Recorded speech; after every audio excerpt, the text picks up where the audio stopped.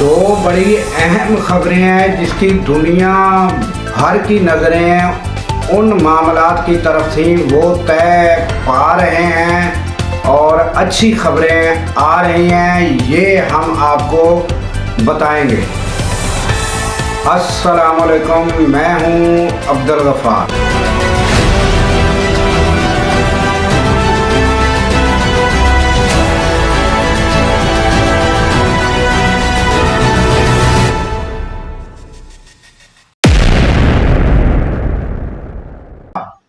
ناظرین، دو بڑی اہم خبریں کون سی ہیں؟ سب سے پہلے تو فلسطین کا جو معاملہ ہے وہ دنیا بھر کی نظریں اس پر ہیں کہ جو ٹرمپ کا 20 نکاتی جو ایجنڈا یا 20 نکاتی جو پروگرام دیا ہے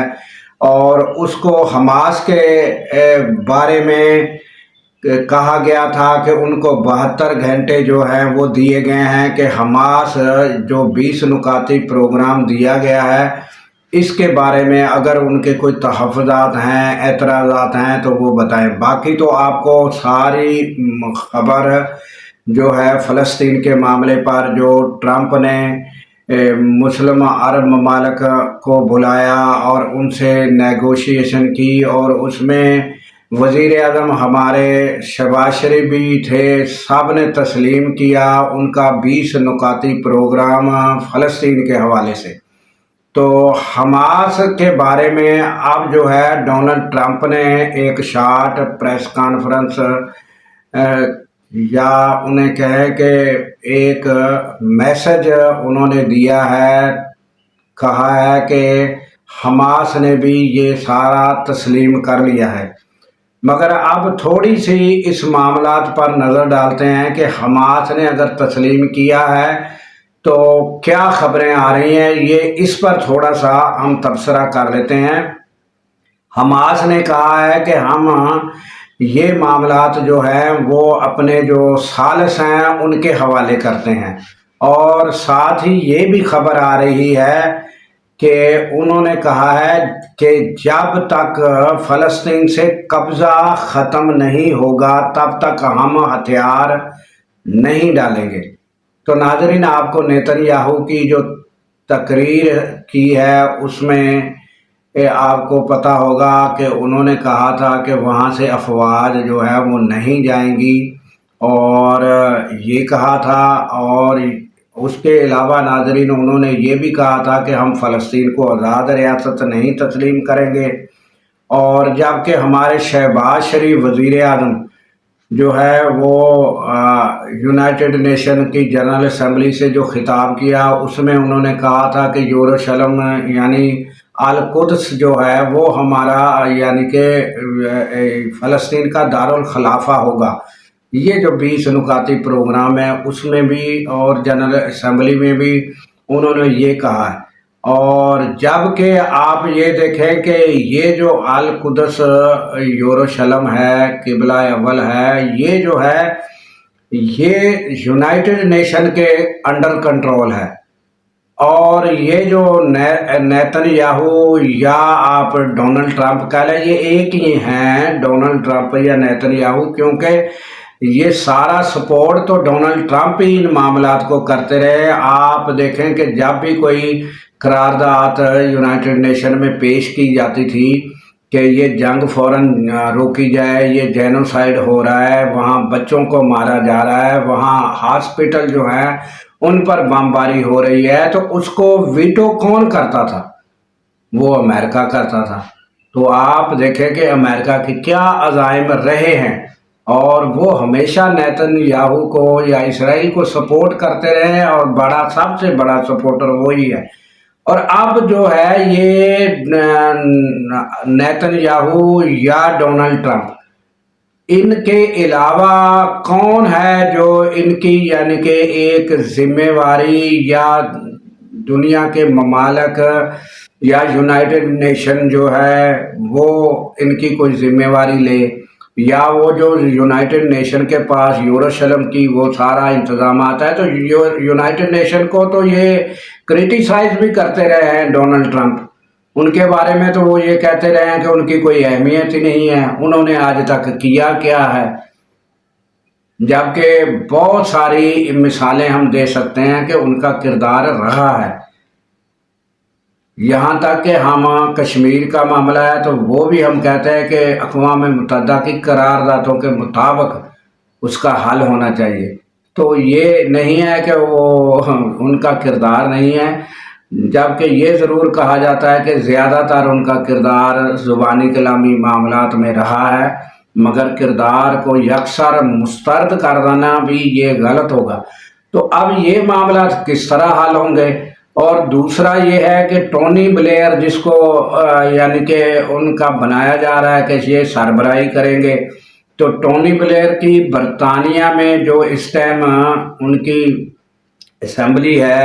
ان کے بڑے بڑے رکن جو ہیں وہ بھی ان کے بارے میں ان کی مخالفت کر چکے ہیں، تو جن کی برطانیہ میں بھی مخالفت ہو رہی ہے، اور انہوں نے سابقہ جو ہے ہسٹری جو ٹونی بلیئر کی رہی ہے، آپ کو شاید جو میری ایج کے لوگ ہیں ان کو یہ ضرور یاد ہوگا کہ عراق پر جب حملہ ہوا تھا تو وہاں کیا کہا گیا تھا کہ وہاں جو ہے ایٹمی اور کیمیکل اور بڑے بڑے جو ہیں وہ ہتھیار ہیں، اور وہ سارا جو باتیں پھیلائی گئیں اور حملہ کیا گیا وہ بعد میں سارا جھوٹ نکلا۔ تو اس میں کون تھا؟ یہی ٹونی بلیئر، اور برطانیہ کے لوگ کہتے ہیں کہ انہوں نے ہماری افواج بھی وہاں مروائی اور یہ جھوٹ بولا۔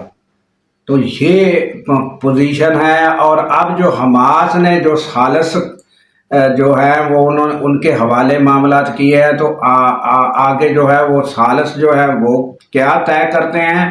اور پھر ان معاملات کی اگر ڈونلڈ ٹرمپ اور یہ جو نیتن یاہو ہے ان پر چھوڑ دیا جائے تو یہ کبھی بھی وہ جو ہے عمل پیرا بعد میں جو بھی طے کیا جائے گا اس پر کبھی بھی قائم رہنا مشکل ہے۔ تو یہ اگر اقوام متحدہ کوئی ذمہ واری لیتی ہے یا کچھ اہم ممالک بیچ میں ذمہ واری لے کر دستخط کرتے ہیں تو شاید کوئی معاملات طے پا جائے۔ تو فی الحال تو یہ بریکنگ نیوز کے طور پر چل رہا ہے کہ جناب حماس بھی ایگری ہو گیا ہے، مگر ایگری کس طرح ہوا ہے وہ ہم نے آپ کو بتا دیا۔ اور دوسرا معاملہ ناظرین، جو سب سے بڑی خبر آزاد کشمیر میں جو آپ کو پتہ ہے کہ پولیس والوں کی ہلاکتیں ہوئیں، ہمارے دو سول لوگ تھے ان کی بھی ہلاکتیں ہوئیں، جو ہے وہ ناظرین جو ہے وہ بے گناہ جو ہیں وہ شہید ہوئے ہیں، اور جو کشمیر کے لوگ ہیں ان کی بھی شہادتیں ہوئی ہیں۔ تو بے گناہ دونوں طرف سے ہی شہادتیں ہوئی ہیں، دونوں طرف سے ہی افسوسناک ہے۔ اور ناظرین ان کا جتنا بھی ہے افسوس کیا جائے کم ہے۔ تو یہ حکومت نے کیا کیا ہے کہ پہلے تو کوشش کی ہے کہ اس مزاحمت کو جو ہے وہ زور بازو کے ساتھ، جس طرح حکومت کا طریقہ کار ہے کہ ان کو جو ہے روک دیا جائے اور ان کے مطالبات جو ہے تسلیم نہ کیا جائے اور ان کو دبا دیا جائے۔ جب کام حد سے بڑھ گیا اور کنٹرول سے بڑھ گیا تو پھر انہوں نے نیگوشیشن شروع کی، اور جو ان کی ایکشن کمیٹی ہے ان کے ساتھ بات چیت کی، اور ان کی بھی بریکنگ نیوز ابھی چل رہی تھی کہ جناب علی ان کے جو ایکشن کمیٹی کے ایک ممبر ہیں انہوں نے کہا کہ ہمارے تقریباً جو ہے معاملہ طے پا گئے ہیں، اور ہم اتفاق ہمارا ہو گیا ہے، اور کچھ معاملات کی دوبارہ نشست ہوگی اور معاملات طے پا جائیں گے، یہ خبریں چل رہی تھی۔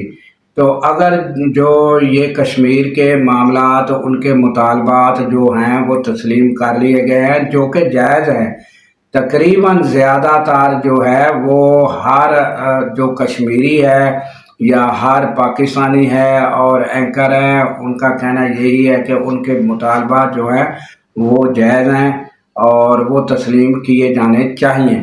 تو اگر ان کے یہ معاملات تسلیم کر لیے گئے ہیں تو یہ ایک بہت اچھی خبر ہے، اور یہ آئندہ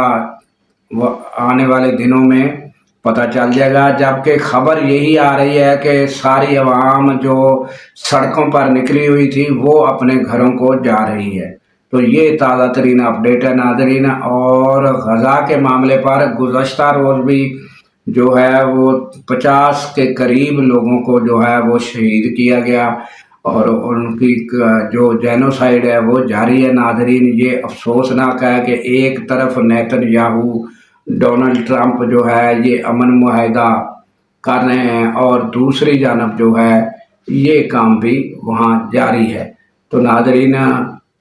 آنے والے دنوں میں دیکھتے ہیں کہ فلسطین کے لیے دعا گو رہیں کہ جو ہے اسے ایک آزاد ریاست تسلیم کیا جائے اور یروشلم ان کا دارالخلافہ، القدس ان کا دارالخلافہ ہو اور وہاں جلد امن ہو. یہ دعا کرتے رہے ناظرین. اور اس کے ساتھ ہی ہمیں دیجیے اجازت کہ اللہ تعالیٰ پاکستان کی خیر فرمائے، پاکستان کی سرحدوں کی خیر فرمائے اور سرحدوں پر مامور ہمارے جوانوں کو اللہ تعالیٰ شاد و آباد رکھے. کیونکہ ناظرین جب ہم راتوں کو سو رہے ہوتے ہیں وہ سرحدوں پر جاگ رہے ہوتے ہیں.